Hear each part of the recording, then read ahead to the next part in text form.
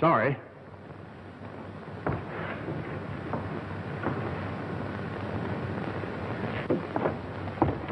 I gotta see the chief. Sorry, Lieutenant Burke, but the chief asked to see Lieutenant Benelli. Oh, but this is important. Benelli won't mind, will you? No, he won't mind. Well, I thought I sent for Lieutenant Benelli. Well,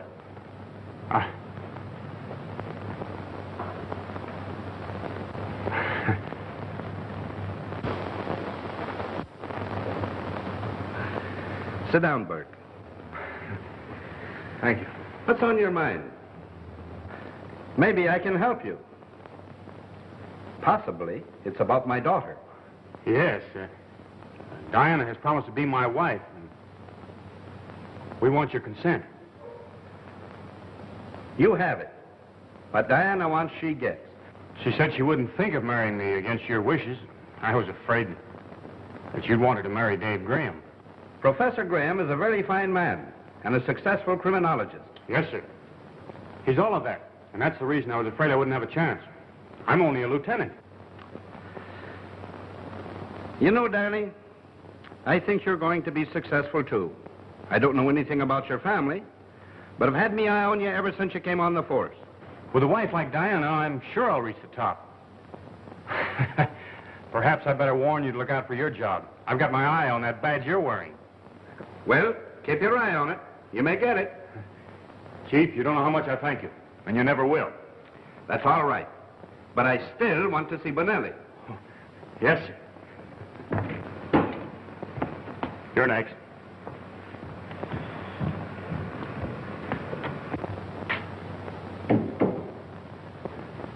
Good morning, Chief. Bonelli, there's too many brawls in your district lately. Almost every night there's a knifing. You know, I got a tough district to handle, Chief. Maybe you can't handle it. Sure I can. All I want is a little more time. You know, I got everything pretty much under control. You know, there's 2 factions down there. And? How'd you like to go back wearing a patrolman's uniform? Well, I don't like that, Chief. Then listen, Bonelli. From now on, I want you to arrest every man down there that looks like he might know what a knife is. Now, that's all. Get out. Send Finnegan in. Yes, Chief.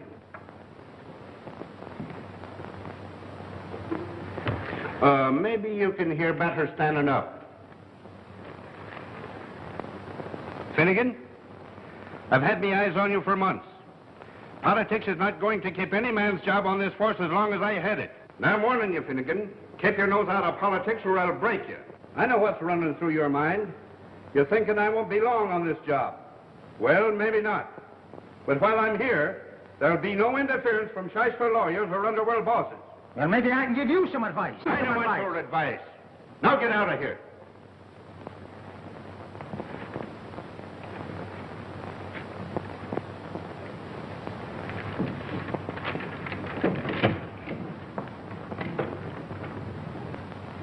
Miss Ryan, send Laban in, please. Yes, sir.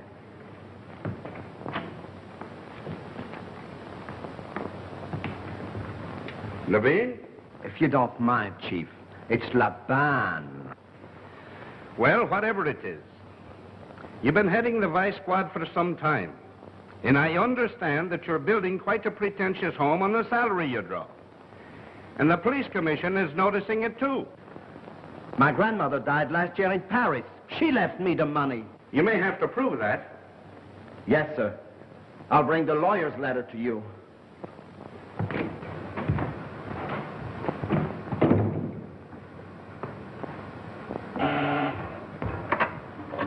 Yes, Chief. Get Captain Withers for me, please. Yes, sir.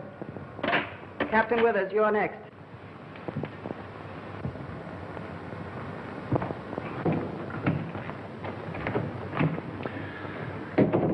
Hello, Bill. Hello, Jim. Sit down. Bill, I'm going to relieve you of that precinct job. You're going to head the gambling detail. How about Phillips, Chief? I had him on the carpet. It's noised around that there's a payoff.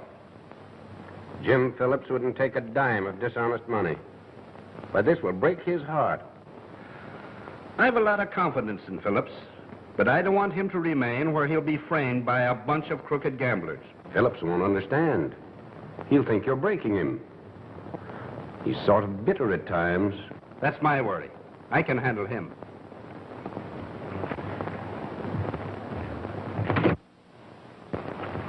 When Sullivan gets through, he'll have every man on the force down on him.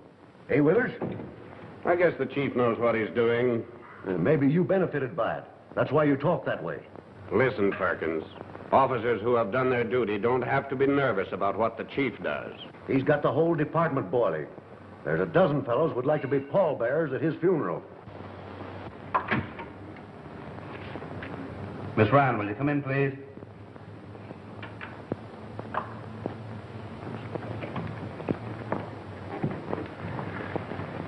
Is Inspector Silverstein here?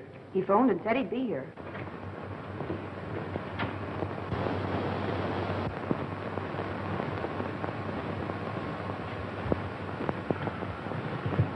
What is it, a shake-up? Shake up and down. As I was saying, Mary Ryan's got one of those red-hot Irish tempers. And as a policewoman, she packs a gun. If Sullivan thinks he can go gallivanting around with her daughter late at night and bring her in at all hours of the morning... Kathleen Ryan's the chief's secretary. And they have department business to take care of nights. Business? Yeah. Monkey business, maybe. Shut up, Perkins.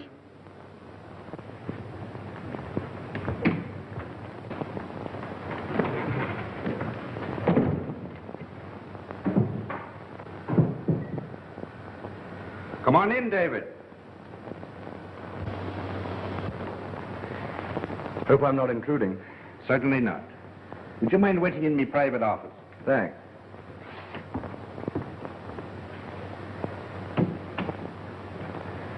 Inspector Silverstein. Come here, please. You have been tried and found guilty of absenting yourself from your post of duty without leave. Now, I'm warning you. If you should let this happen again, you will be severely punished. Well, you see, Chief, it was Rebecca's anniversary, and naturally we had some people over for dinner, so Now, that all came out in the hearing. Take your place among the officers. Gentlemen, I am proud to say that we have one of the finest police forces in the country. I know it's not 100%, but I don't know of anything that is. I have seen fit to make some changes today for the benefit of the department in general and officers individually. Some of you may not like it. If not, I'm sorry. I want to congratulate you on having solved a large percentage of crime. Furthermore, I want you to make this town so hot for the crook that he'll find it an unhealthy place to nest in. Do your duty. And as long as I head this department, your jobs will be safe. That's all.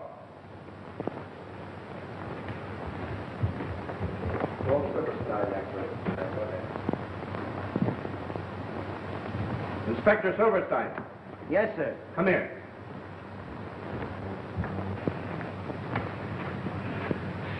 Tell Rebecca that I'm sore because she didn't invite me to her party.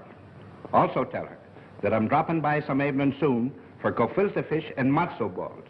And some sweet and sour pickles, and a nice piece of schmaltz herring. Keep your seat, David.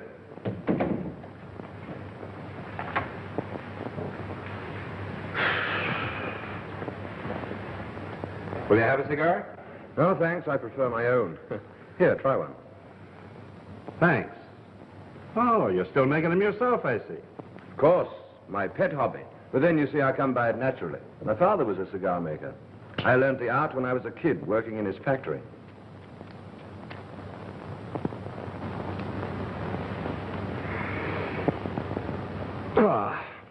If I were a woman, I think I should go in for very expensive perfumes. But as it is, I have to content myself with fine imported tobacco and roses. Of course, you've heard of Diana's engagement. Sorry, David. But since it wasn't you, I'm glad she chose Burke. He's a clean young fellow. I agree with you. Of course, I wish you'd shown a little better judgment and chosen me, but as it is, I wish them all the luck in the world. That's very kind of you. The next best thing to a winner is a good loser. And I'm sure Diana will always have the greatest respect and affection for you. That will always be my feeling towards them both. Come in. Dr. McNeil from the insurance company. I'll be going. No. That's quite all right. Send him in, please.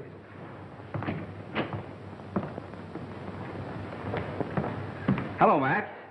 Sorry I had to have you come down here. All right, I'm glad to get out of Malvik once in a while. I want you to meet Professor Graham, Dr. McNeil. Glad to know you, sir. Thank you. Pleasure's mine. Professor Graham is a very successful criminologist and scientific detective. He's quite a booster of mine. And deservedly so. I've heard a lot about you, Professor. In fact, I've read of some of your marvelous crime solutions. Well, hasn't anybody a good word to say for my ability? From what I heard out in the hall, you rate pretty low as the chief. And from what I know of police, they like to do a lot of talking to other people, but they can't take it themselves. This is going to be fun. Come along, Doc. Let's operate. Huh? Thanks for the help, Professor. All right, sit down. And let's try the old pump. Hitting on 16 cylinders. All right. Now we'll try the blood pressure. There you are.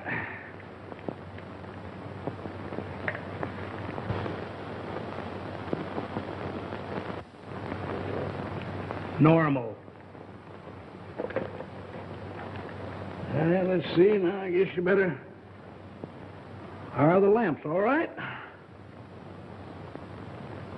Bet you can see in the dark with those glimmers.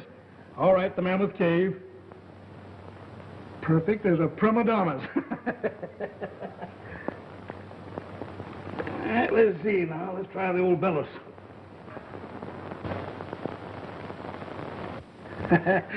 Good enough for a blacksmith's forge. You sure I'm not too good to live? I don't know. Those kind die young, Chief. You've passed that mark. You old rascal. Well, Chief Sullivan is very busy at present. Will you leave your name? Is it extremely important? Well, just a minute, please.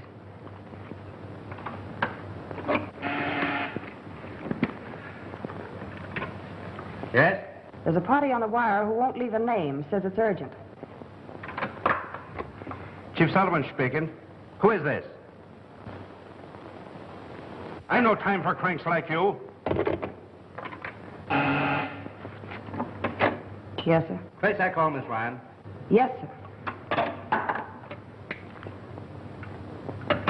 Operator, can you trace that call? Well, Doc, you probably won't think I'm such a good risk now. Fella just threatened my life. Second time it happened this week. Well, you certainly take it casually enough. He'll probably follow it up with a threatening letter and then annoy somebody else. You should have traced that call while he was still on the wire. Didn't I tell you knew his stuff? Yes? The man's hung up, and you know how many calls we have. All right, thanks, Miss Ryan. Goodbye, Chief. Goodbye. Hope you don't collect soon. Thank you. See you again, Professor. I hope so, Doctor.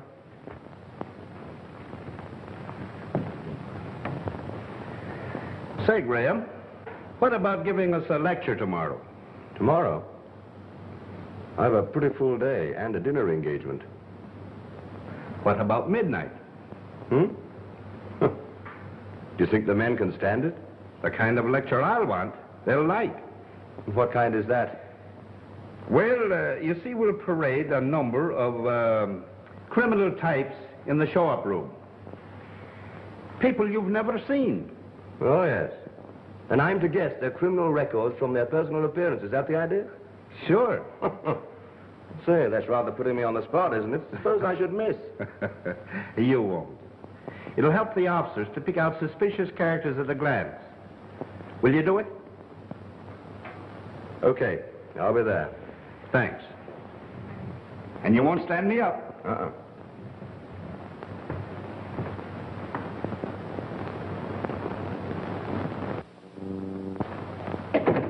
Did you want something? Yes.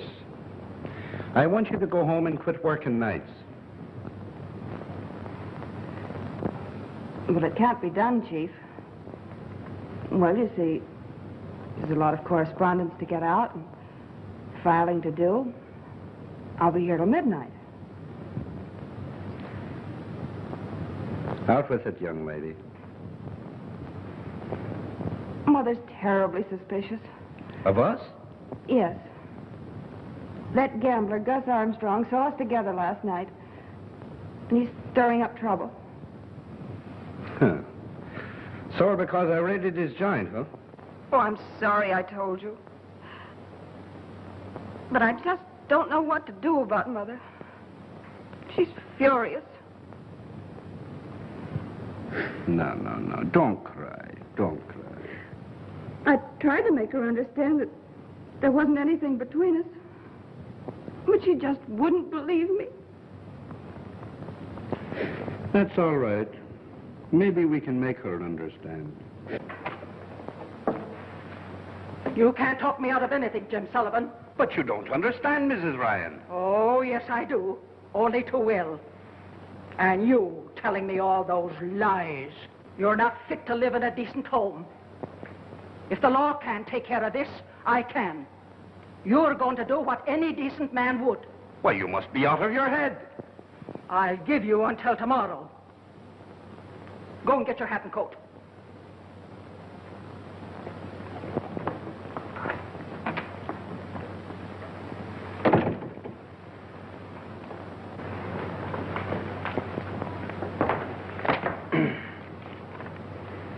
Calling car 71, car 71. Go to 22nd and St. Anne Street, 22nd and St. Anne Street. A barking dog. Calling car 36, car 36. Go to 59th and Rampart, 59th and Rampart. A drunken man beating up his wife. That is all.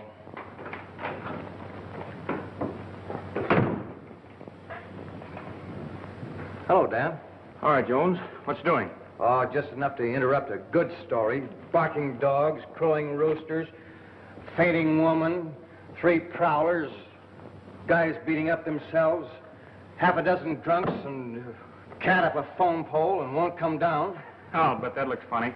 What looks funny? Half a dozen drunks and a cat up a phone pole. Must be a polecat.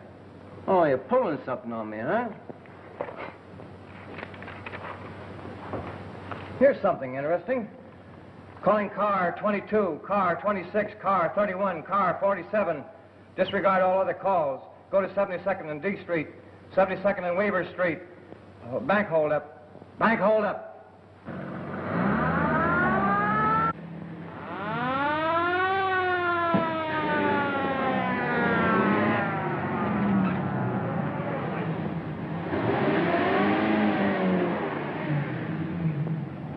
Calling car 22, car 26, car 31, and car 47. Bank bandits escaped out Kings Highway, traveling in black sedan. 3 in car, 3 in car. Boy and 2 older men. Take no chances with this gang.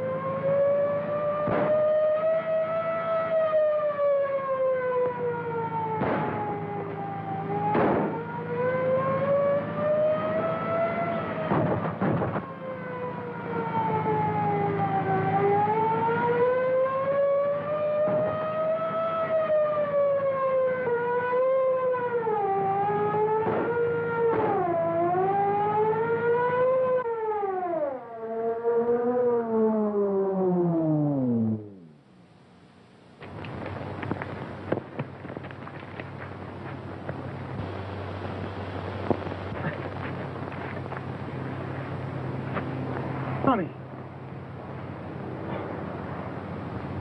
Take a look at those other 2 fellows. All right. How did you get mixed up in a job like this? Well, I was broke, out of a job. They said there wouldn't be any shooting.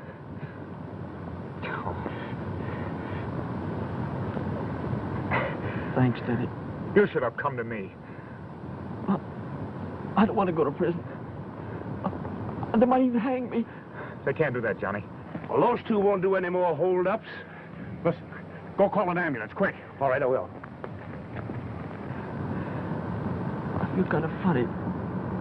Kind of like I was floating. Here, now, take it easy, kid. The ambulance will be here in a minute. They'll fix you up. I feel pretty good. Now. It's all right. Everything will be all right.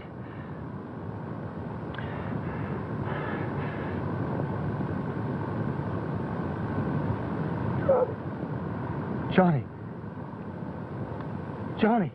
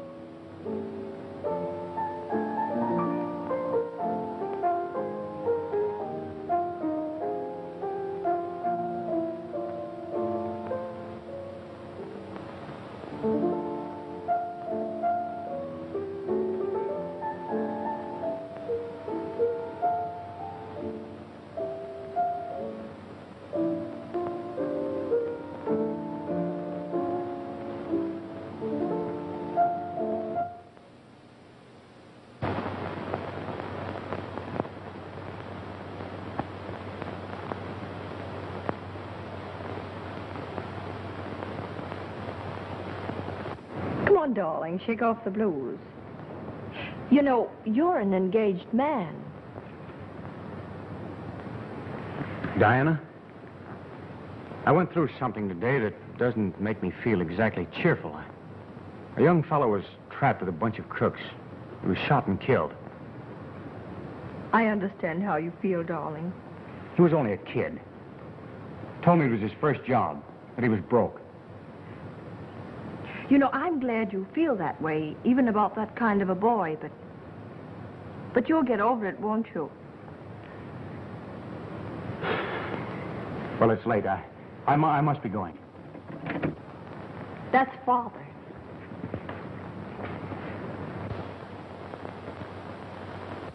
Hello there. Hello. It's a nice piece of work you fellows did today, Burke. Thanks. I was just saying good night, Chief. Would you mind waiting a few minutes? I'd like to talk with you. What? I'd be glad to. I'm a Thank little tired. Will you excuse me? Surely, you run along and get some sleep. Good night, Father. Good night, dear.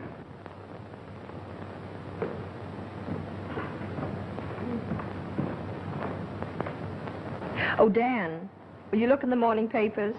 I gave them the announcement of our engagement.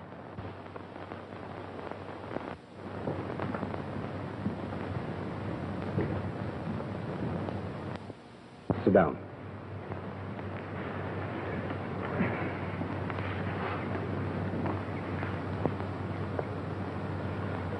Read that.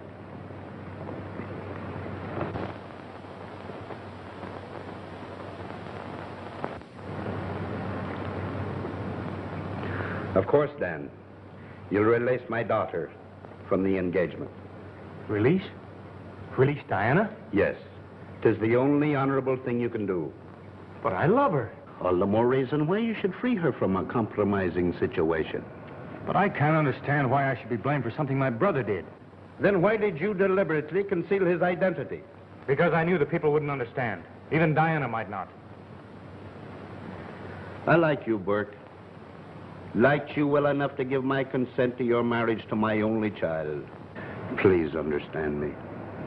It isn't because your brother was killed. I'm very sorry that happened.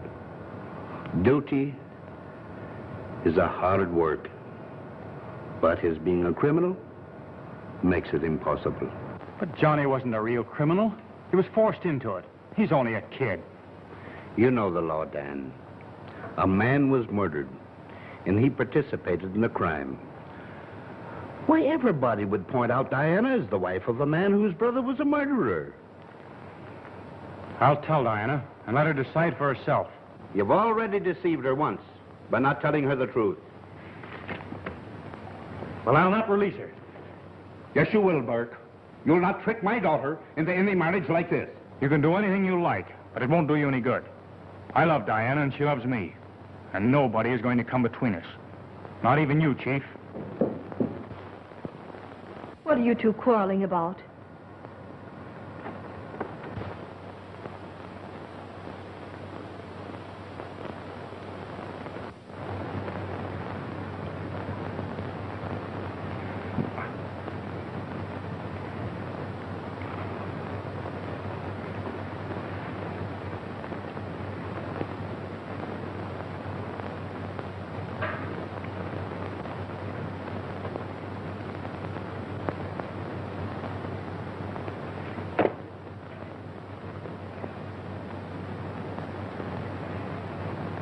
Your father is asking me to release you from our engagement. Diana, you'll be fair. You love me, darling. I don't know what to say. Please let me think things over. I tell you, Burke, you'll never marry her as long as I'm alive.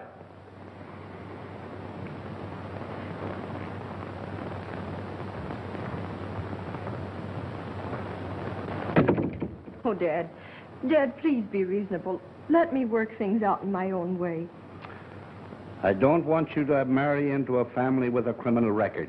It isn't that, Dad.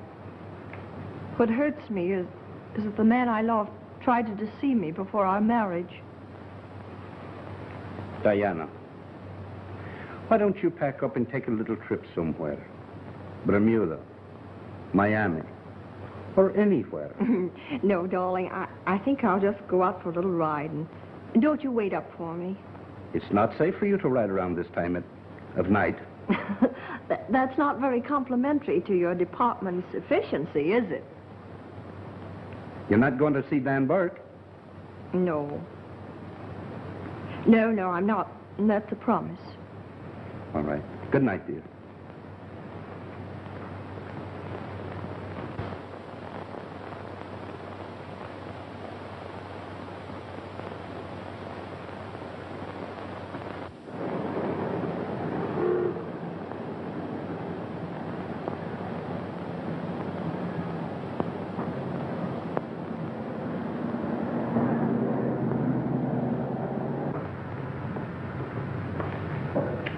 I've been waiting for you. Expecting me?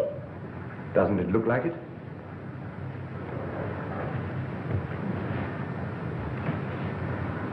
I suppose you also know why I've come here. Certainly. I read the evening paper. That'll brace you. David, what am I going to do? You know perfectly well what you're going to do. Only being a woman, you won't admit it. Well, I know. You're going to marry Danny Burke, and you'll be perfectly right. Why are you so sure? Well, after all, he isn't to blame for this tragedy in his family. But why didn't he tell me? Why did he hold things back from me? Try and realize what's running through the poor fellow's mind. He's engaged to a girl whose father happens to be the chief of police and has given his consent thinking he's going to have a son-in-law he'll be proud of. And then what happens? In the discharge of his duty, he's shooting it out with a bunch of gangsters and discovers that one of them is his own brother. His brother's fatally shot, and he thinks that no one is aware of his identity. Now, what's he going to do? If he tells you or your father, it means an end to all this happiness. Thank you, David. You're awfully sweet. Oh, thank you.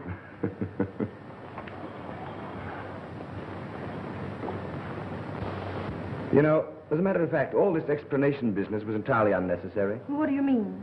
You would have made the same decision through the proverbial intuition of your sex. Good night. Good night, dear.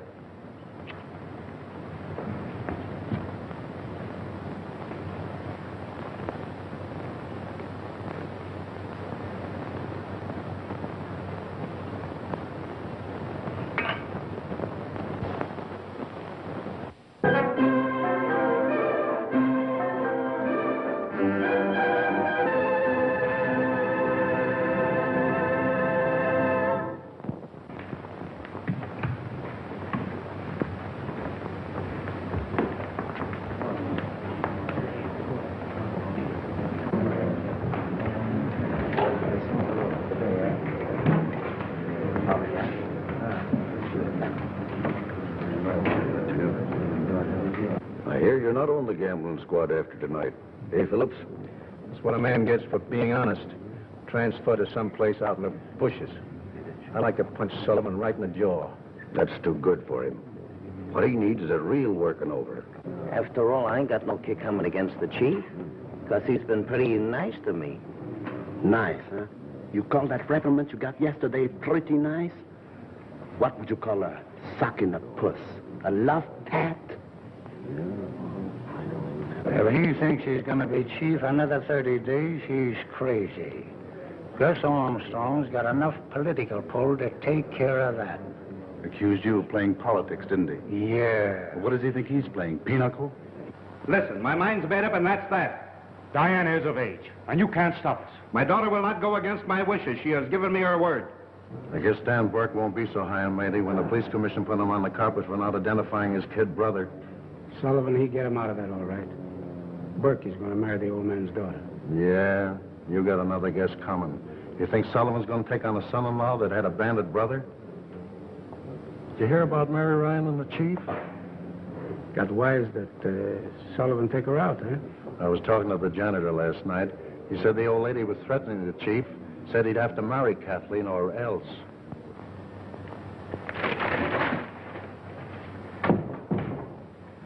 Hello, Miss Miss Ryan. How do you do, Miss Sullivan? Is my father busy? Lieutenant Burke is with him.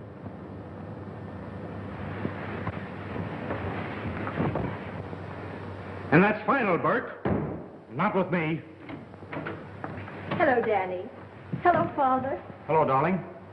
I've just been trying to convince your father. It's 10 to 1 you weren't successful. I wasn't. I'm the only one who can win an argument with him. But this is one time you won't. But, Dad, it isn't right to blame Dan for something his brother did. I don't. But it's the deception and the compromising of your reputation. Oh, let's leave out my reputation. I wouldn't let gossip keep me away from Dan. And now I'll tell you, just as I told him, that as long as I'm alive, he'll never marry you. But, Father, we love each other. And we're going to be married in spite of everything. Would you marry a man that I disapprove of? Please don't be unreasonable, Father. For last night I was so bewildered I had to talk things over with somebody. So I went to David's apartment.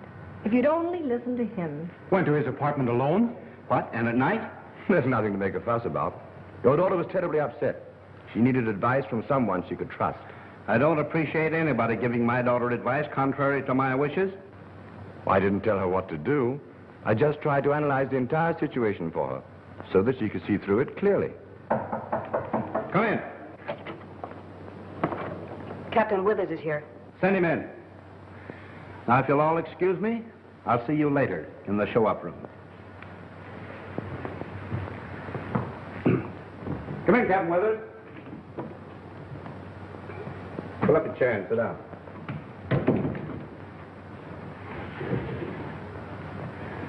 You saw the newspaper stories? Yes, Chief. I want you to tip me off if Burke and Diana try to get a marriage license. Diana's hard-headed and self-willed. And Burke has indirectly threatened me if I interfere with his marriage plans. Okay, Chief. Anything else? Yes. Something very confidential. The gambling interests are out to get me. Yeah? You know Gus Armstrong. Yeah. He's passed the word to Mary Ryan that everything isn't on the level between Kathleen and me. And the old lady's up in arms. Fire the kid and prefer charges against the old lady if she squawks. Just what they'd want me to do. Play right into their hands. That's the setup that knocked over our former district attorney. What are you going to do about it? That's your job, Bill. Just what is there between you and Kathleen? I'm very fond of the girl, but not to the point of marrying. But she thinks she's desperately in love. Armstrong has all the details, huh? Yeah. Mary Ryan actually threatened you? If I didn't marry her daughter. Besides Burke and the Ryan woman, I've had numerous threats by phone. Any idea concerning those? Chuck Finnegan's pretty chummy with Armstrong.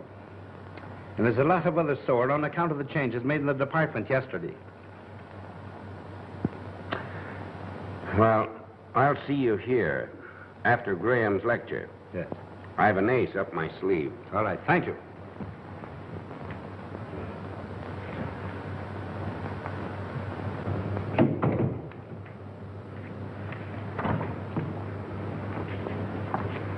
Do you mind if I hear Professor Graham tonight? You better go home, Kathleen. It's late. But I have to wait for Mother. All right. But be careful. I will, Chief.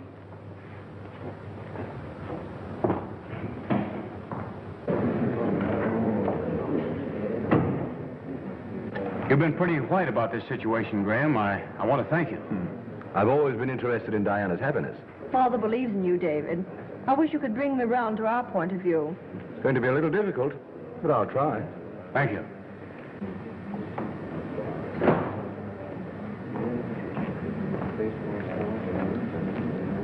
Professor Graham, would you mind sitting over here next to the Chief?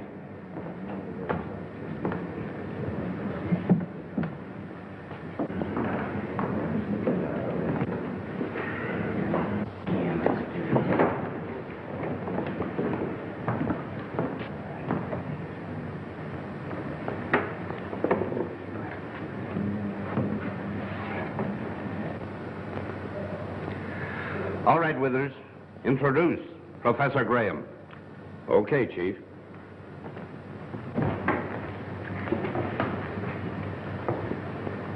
Ladies and gentlemen, we have with us one of the world's outstanding criminologists. Most of us know him as a personal friend who has helped the department solve some of its most baffling problems.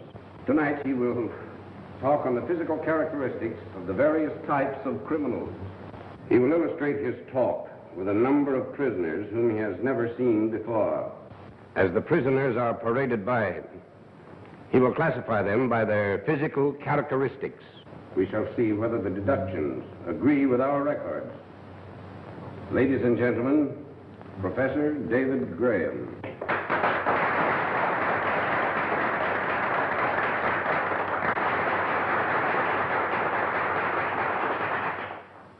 Ladies and gentlemen, I'm afraid that Chief Sullivan has rather put me on the spot. However, I'll do my best to justify his opinion of my ability. All right, Captain Withers.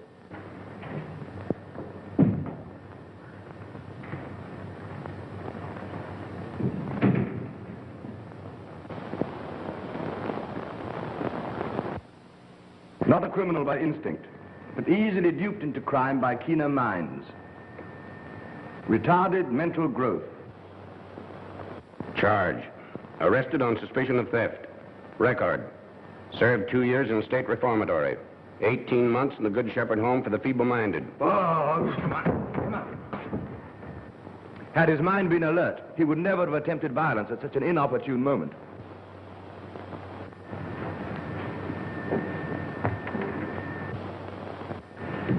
This type plays a major role in modern crime. Note the thin, sallow face, the listless expression and shifting gaze. He is a very dangerous individual and will commit any crime. He's a drug addict. Charge. Arrested for violation of the Harrison Narcotic Act. Now under arrest on suspicion of gang murder.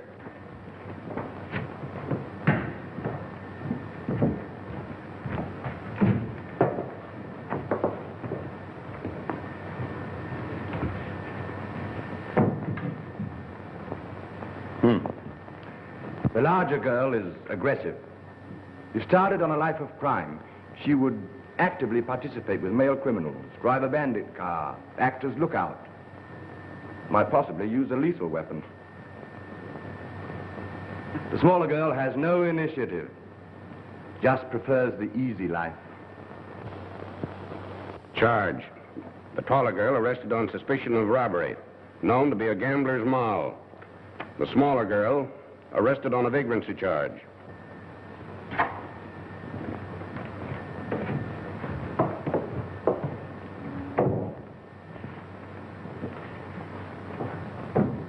He's a very dangerous criminal. Specializes in widows and orphans. Always has a safe investment. Yes, safe for him. Popularly known as a con man.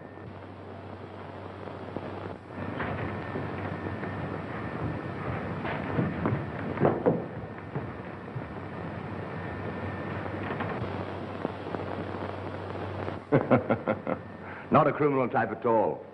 I wouldn't mind having a dinner date with her. That is, if she'd accept the date.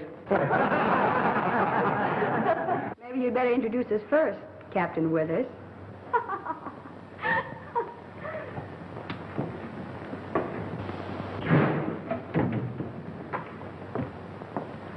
Professor Graham, my daughter, Mary. How do you do? I'm happy to meet you.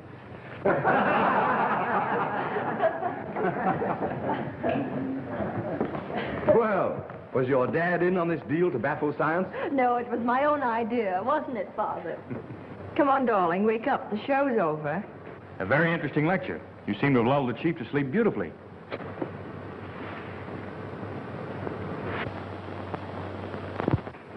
Oh, he's dead. I think she's right. Dr. Kelly! Dr. Kelly! The chief! Chief. Death must have been instantaneous. Has he had previous heart attacks, Miss Sullivan? Why, I don't... Lock the doors. Back your seats, everybody. Don't let anyone leave this room. Oh, hand me a glass of water, please.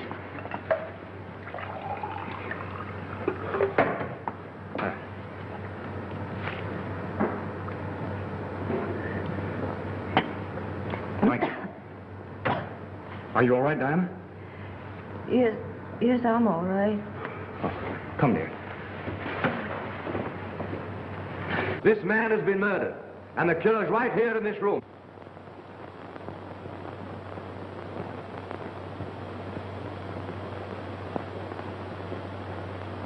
Back your seats, everybody, and lock those doors. Steady now. We'll sit over here.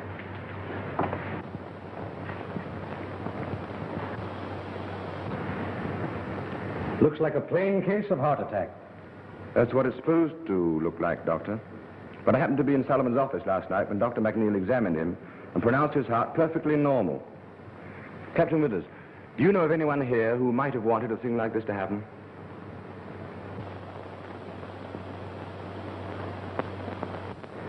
Yes, a dozen of them. Including a woman. Stay away from there. He's no good to you now. Clue number one. I'd have been willing to sign a death certificate without an autopsy. I'd have said angina pectoris. But I detect different symptoms now. What would you say, offhand? Complete and instantaneous paralysis of the respiratory organs, with possible brain hemorrhage. Might be the work of some poison, Graham. Do you know the poison that would work this? Yes, just one. In civilized countries, it's known only to a few chemists and scientists. It's distilled by jungle Indians from the upper reaches of the Amazon. Fierce little pygmy tribes with only the crudest of weapons. They dip their darts into this poison and then propel them through blowguns. Since Chief Sullivan was seated in the front row, the dart, if there was a dart, must have been fired from back of him. It ought to be easy to determine that.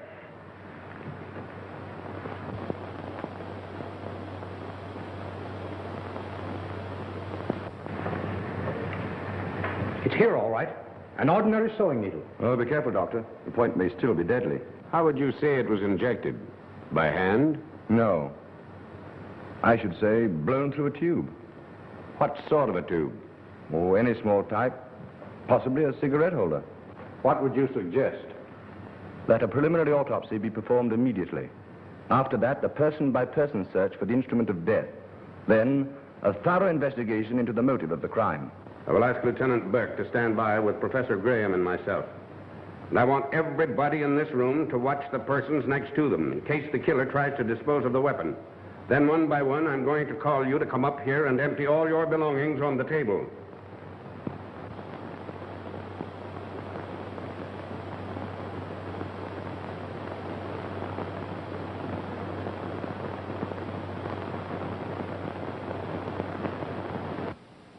There are several cigarette holders, any one of which might have been used to propel the needle. The fact that there are several weakens their value as evidence. They will be returned to you later. Since we have so far been unable to locate any physical evidence against the killer, I'm going to begin a search for motives. I want each of you who has any knowledge of a possible motive to write it down on a slip of paper which will be handed to you. You need not sign your names.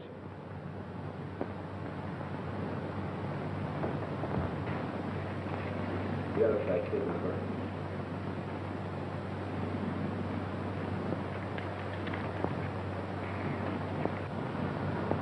Mary Ryan had made threats against the chief. That's right. Sullivan told me tonight she'd been threatening him. I did not kill him. I only wanted him to marry my Kathleen. If you killed him, I hope they'd punish you. You were always threatening him. Sit down, Kathleen. Your mother didn't do this. Women are not expert enough to do a job of that kind. They kill rather crudely.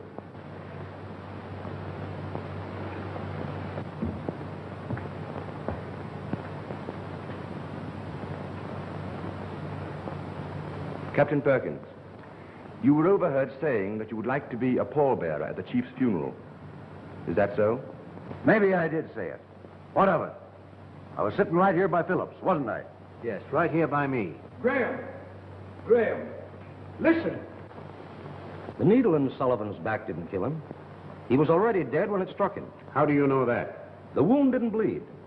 Circulation had stopped. The slayer was not directly behind the chief. I can show you just exactly how it was done. Oh. Get back there and sit down. I'll take charge of this. Clancy, Davis, carry him back to his room. Come on, grab his shoulders. Easy. Now listen. If I don't locate the killer within the next 10 minutes, I'm going to arrest everyone in this room and give them a grilling that will make the third degree look like a petting party. Don't get excited, Captain. This thing must be solved scientifically. Science can go take a jump at itself. I'll take charge here. Burke, go back to your seat. Laban, you knew Chief Sullivan was about to prefer serious charges against you. He insinuated I was building a new home with bribe money. Well, are you? You're crazy. Read this.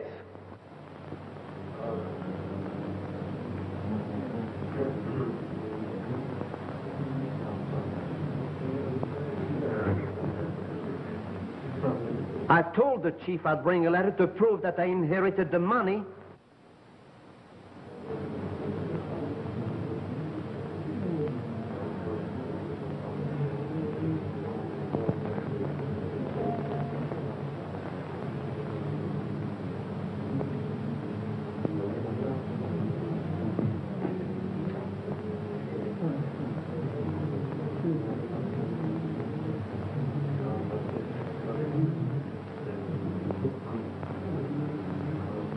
Well, I guess this lets you out. You've got to help me, Diana. You've got to be brave and see this thing through. There's a light switch over there. When I signal you, pull it. But I'm afraid. I'm afraid somebody else will be killed when I turn the lights out. Trust me, honey.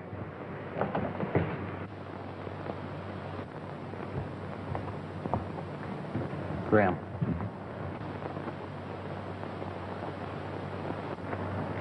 I've got the tube the needle was shot from.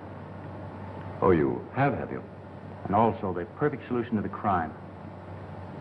So have I. All right, take him with us. There's your man.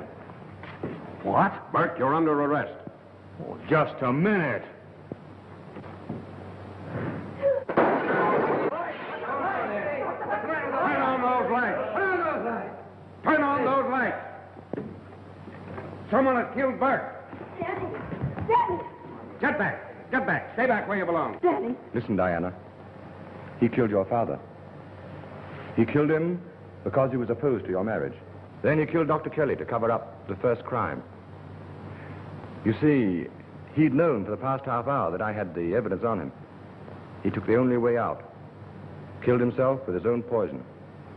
You will find the deadly tube in his pocket, cleverly concealed in a cigar.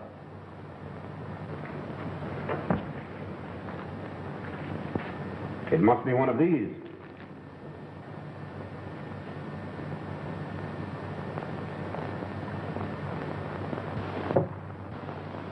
You see?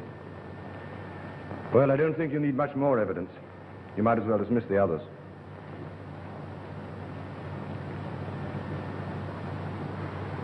To think Burke would do this. Clear case of heredity. He was a criminal by instinct, just like his half-brother, Johnny.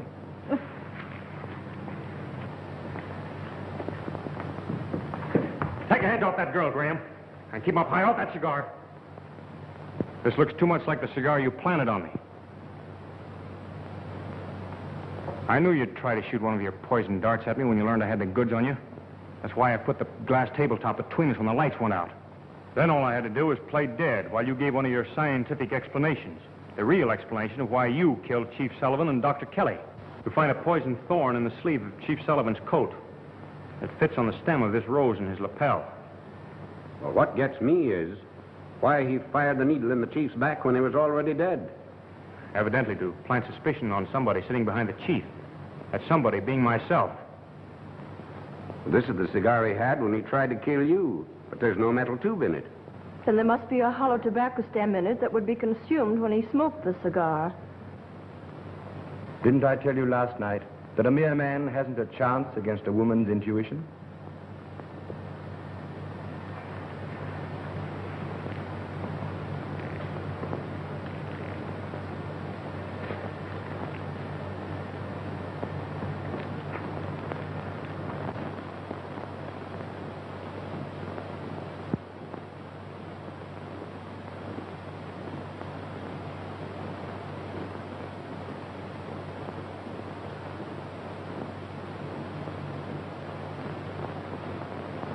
6 months ago, who would have thought the world could be beautiful again, Mr. Burke? It can't help being beautiful with you in it, Mrs. Burke. Oh, Ouch! the spread isn't spread yet, old dear. Well, I guess I'm too lovesick to eat anyway.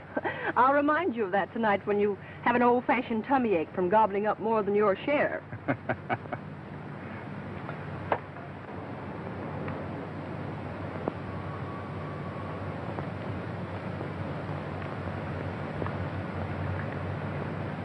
Gee.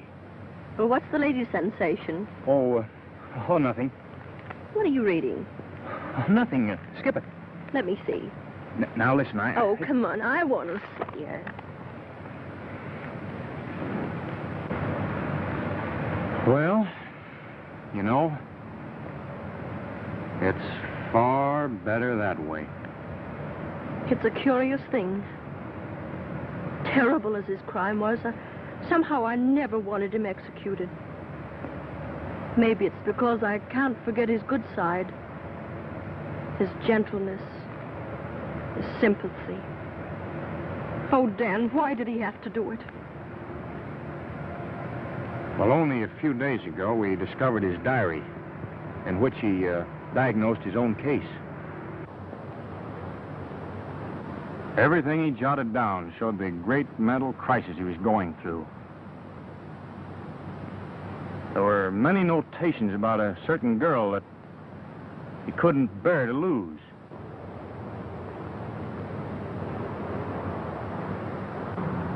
Well, his mind became possessed with the idea of staging a perfect crime to defy solution and enable him to win back this girl. That's what toppled his brilliant intellect across the shadow line between genius and insanity. The rest you know. Perhaps it's true that to understand is to forgive. Perhaps. Anyhow, that's all out of our lives now. And forever.